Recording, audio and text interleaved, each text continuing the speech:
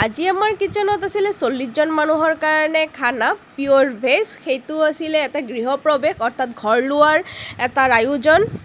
এই অৰ্ডাৰটো সকলো যোগাৰ কৰি সফলতাৰে ডেলিভাৰী কৰা মোৰ কাৰণে বহুত টান আছিলে, সহজ কথা নাছিলে।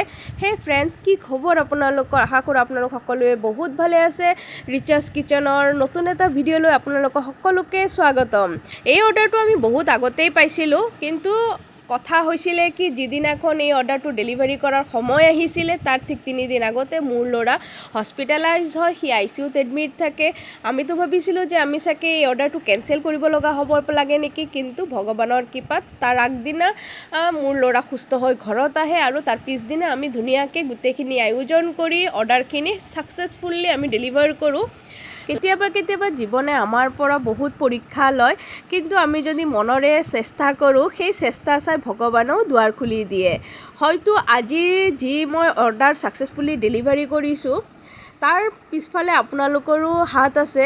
আপোনালোকে ভাবিব কেনেকৈ হয়, আপোনালোকে ৰিচাৰ্ছ কিচেনক দিয়া মৰম ভাল পোৱাৰ কাৰণেই হয়তো আজি ছাকচেছফুলি মই ইমান কষ্টৰ মাজতো ডেলিভাৰীটো কৰিব পাৰিছোঁ।